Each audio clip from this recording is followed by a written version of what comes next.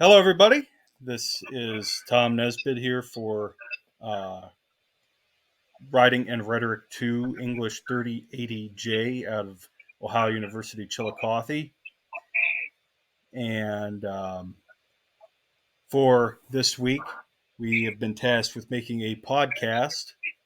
And due to technical limitations, we're in a bit of a state here. And I'm down to, sadly, about my I have one first stringer, one second stringer, and one third stringer as far as my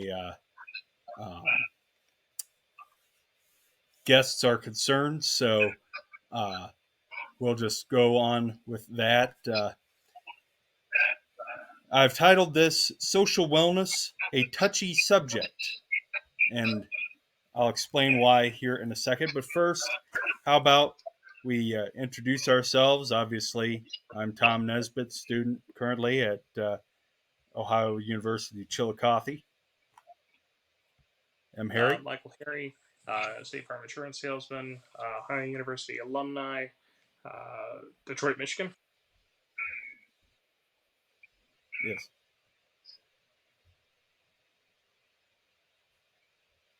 Who are you, Michael? What's it?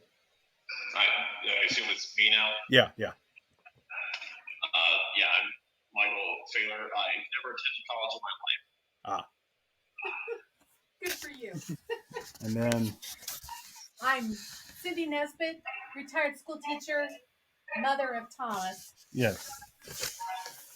So we have a little round table going on here, and this is the subject I wanted to get to.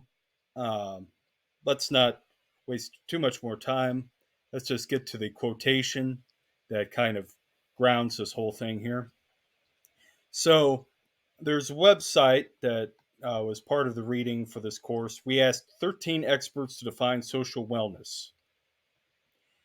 And one of the definitions was given here, it's about human touch. I would say that everyone needs at least three people that if you went into the hospital, you would tell, or that if you were really sick, you would tell, or if you lost your job, that you would tell.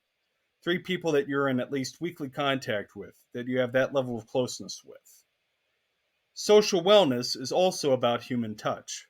Whether it's a hug or a handshake or a slap on the back or a massage or actual romantic involvement, it doesn't matter. But the human touch does matter, and it's good for the organism. And it means each of us should have at least 5 different social groups of people that we're in contact with. So, obviously, there's a lot there. Um, what's our opinion on that quotation? Do we agree or disagree? I mean, I'll start us off here. I mean, I feel like we all need to have more than one go-to person here. We need to have of course, our main person, which is going to be our spouse, our best friend, our parents, our whoever we bounce ideas off of. But you just have one person to go to. You need to have so many others here because you're going to need to have different conversations, different feelings, different interests associated with that. And you can't just dump it all on one person. And sometimes one person just doesn't understand all of them. And I agree fully that you need to have a good net of people behind you to make sure you have your best success too.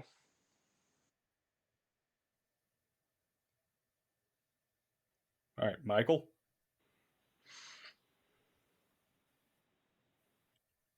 I mean, there's kind of a lot to go off of for just that, but it sounds about accurate what they were saying. Like, you need at least more than one person, three maximum, to make contact with at least weekly. That sounds pretty healthy to me, I guess. All right. I would agree. I just think that you have to have not only various people, but various ages, that not just parents are great, best friends are great. Sometimes you need to hear it from young people too, even younger than you. That doesn't take much for me. There's Yeah. lots younger, but yeah, I think it's a very good statement. All right. So, my next question here, is it better to make new friends or to deepen our connection with old friends? I mean, there's not that's one of those questions that don't have a right answer to it, because there's always good and bad about both Mhm. of them here. If you just go about deepening just your existing friendships here, eventually they'll, well, everyone goes and moves around the country and ends up in various places, and they don't end up being so readily available. So it is good to deepen your friendships with others there in terms of that here, because you will continue to have the long lasting relationship, the ones you kindled and nestled back in elementary school, middle school, high school, all those good things, but also like if you don't go out and meet new people and go do different things here and find new groups to be around here, you're just kind of going to be stagnant in some of the things and ideas that you have here. So you need to also be bringing in new people into your life here to try and better yourself in that way as well here, and also to get an extended group family and friend group here, because over time here, eventually some of them may fall off or go away or not be as readily available, and if you just nestle yourself into one, two, three people there, similar to the first question here, you're going to have a bad time. You'll need to end up expanding it further than what you had already set up here to have the most success.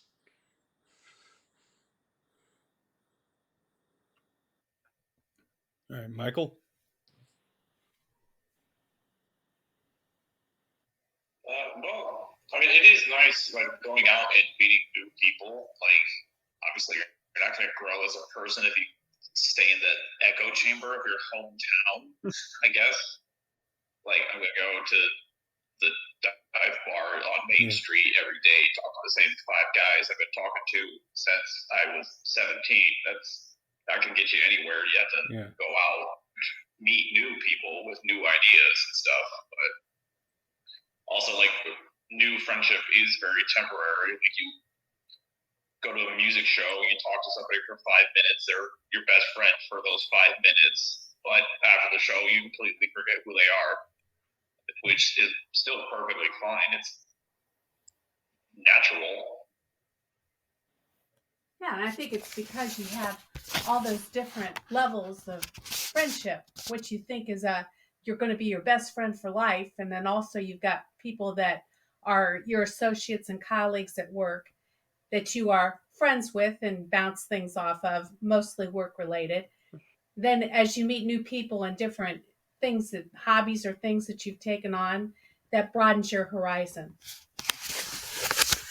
Yeah. Yeah. And of course, Um, it's not going to be as easy for some of these people here because everyone has a different viewpoint onto it here. So if you are extremely introverted here, you're probably not going to have as good a time going out and spending those time in those situations here. It'll be a struggle to go and put yourself into a place where you can meet as many new friends. So you would probably want to go about dealing what you got already here. But it is just who people are and how people are. yeah. Well, and that kind of, for those who may be unfamiliar uh, watching this and not knowing who any of us are, all of us share the common thread of being graduates of Madison Comprehensive High School in Mansfield, Ohio.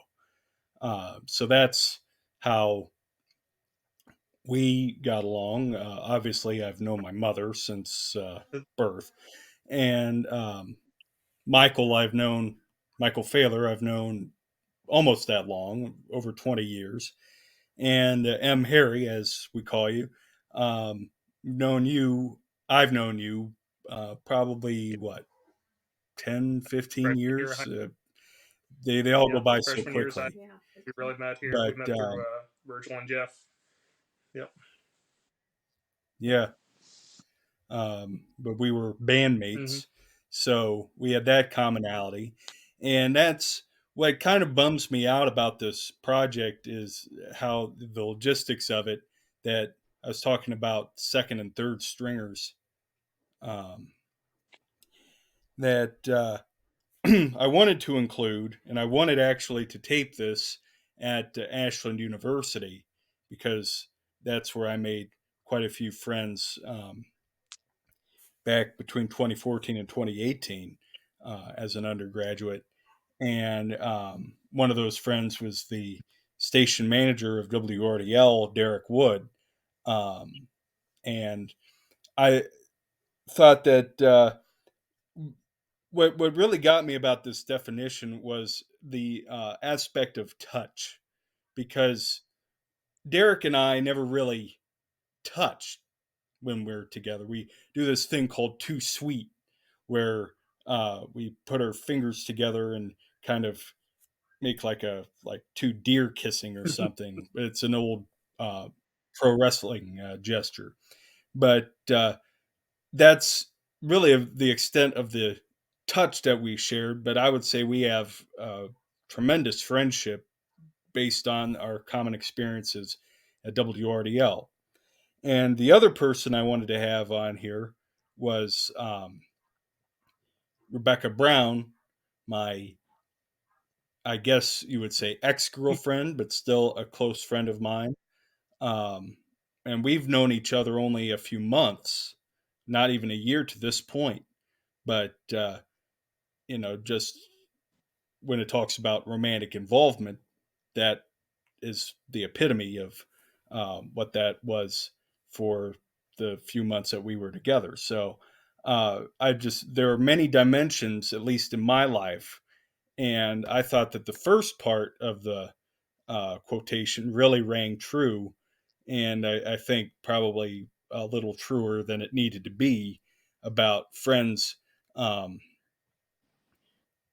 knowing about when you're in the hospital. As everybody here knows, I had an episode in late 2019, and all of you knew about it. So that speaks to the level of friendship, even though we've known each other a different number of years, that we're all kind of tied together in this way. So, um, the next question I have, it mentions having at least five different social groups of people that we're in contact with. How do we go about that?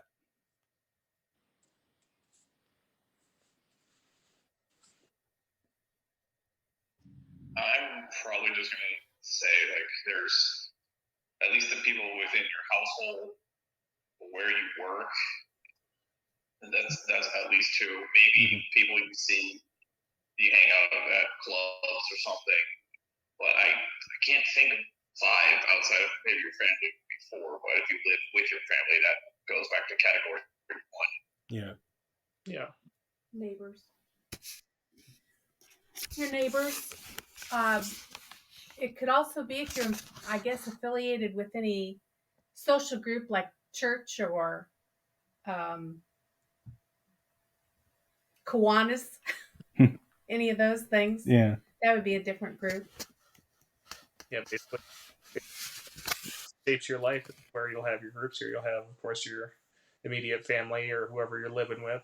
Then you'll have your coworkers or other friends that you're tied directly with here. Then you'll have all the things that you're interested in, your bands, your clubs, your organizations, volunteering agencies. And of course, along the way there, you'll meet some people there that will be strictly people that you don't see that you call your immediate friend group here. So, like, you can make a community socially over the internet if that's something that uh, directly correlates with what you have going on here. But there is plenty of them out there here. Just putting yourself out to get to a point where you are able to make those friends, pull into that group here, be part of someone or something here. And they don't need to be big, they just need to be someone that you can rely on and bounce things off of if something were to come up for you. Well, didn't the internet, because of COVID, many more people got involved with chat rooms or on their Facebook or things like that? That just exploded because you couldn't make contact as well as before. Yeah, and that was going to my next question was we've never actually done this. I know that there are friend groups out there who kind of, they'll get on a Zoom call or some such thing. And, even though, like, Harry, you're in Detroit, Michael, you're in Columbus, and so on and so forth, we've never actually collaborated in such a way. But we could. The question then is, how good is that? How good of a replacement is that to being face to face? I mean, it's definitely less intimate.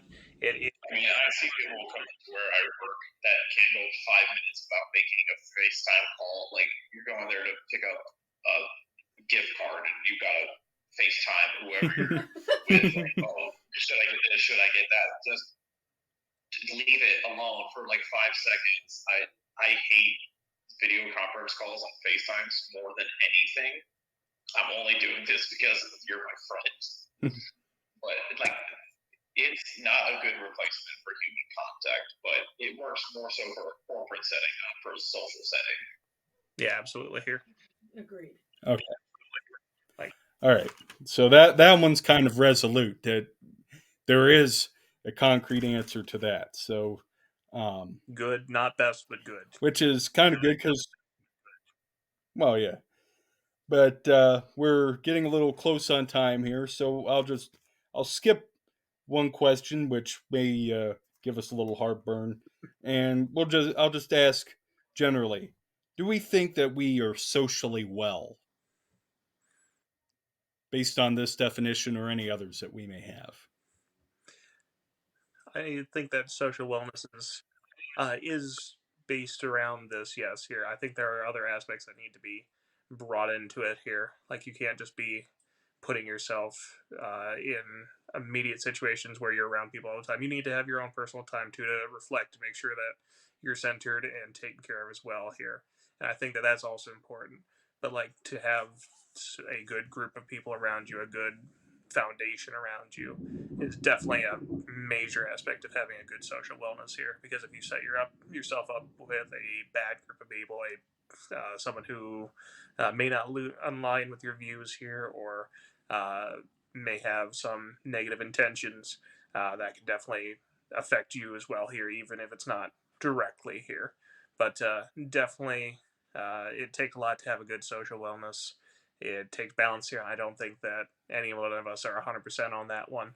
But I feel like if we struggle and we fight through it, and we try and set ourselves up for our best success here, and we reflect and make sure that we're taken care of the best way we can be, like we can be pretty dang close to 100% well if possible.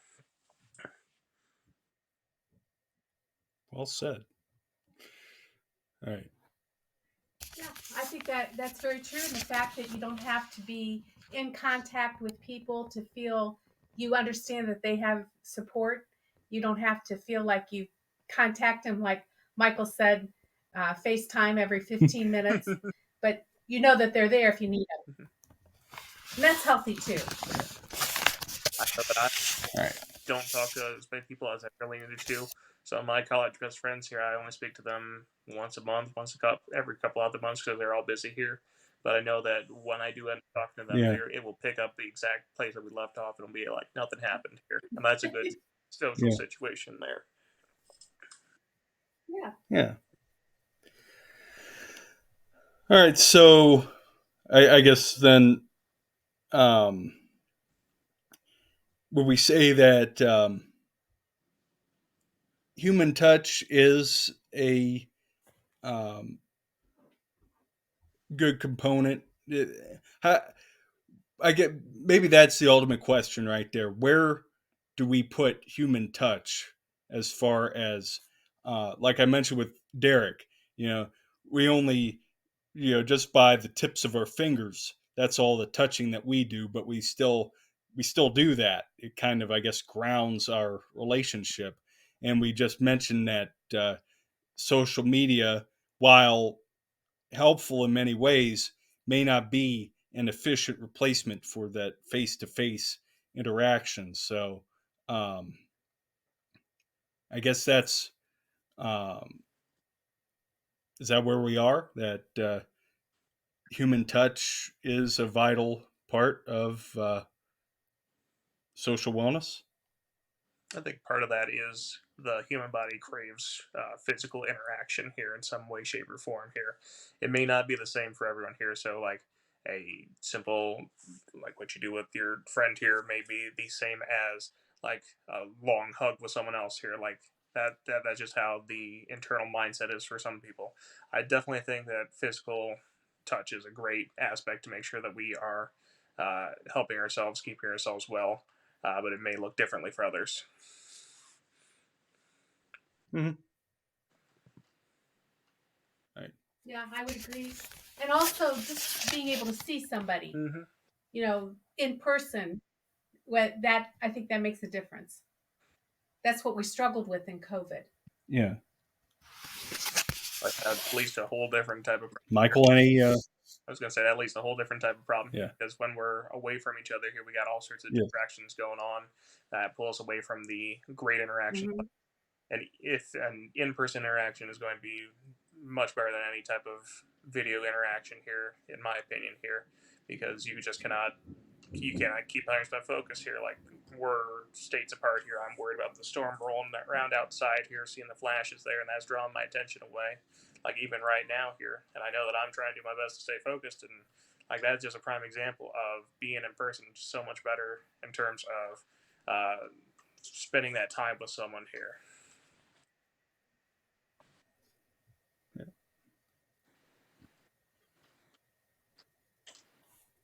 So, any final words, Michael? Me, I think that. I mean, pretty much all the ways were covered, so there's not much more I can add to it. I guess.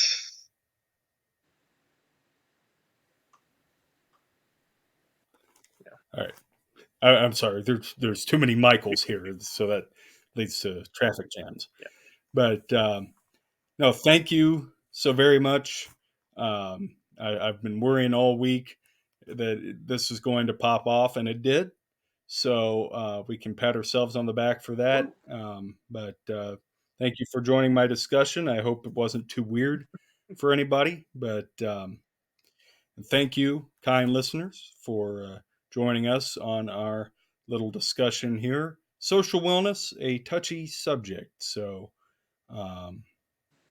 for Michael's Harry and Failer, and my dear mother, Cindy Nesbitt, I'm Tom Nesbitt, bidding you adieu.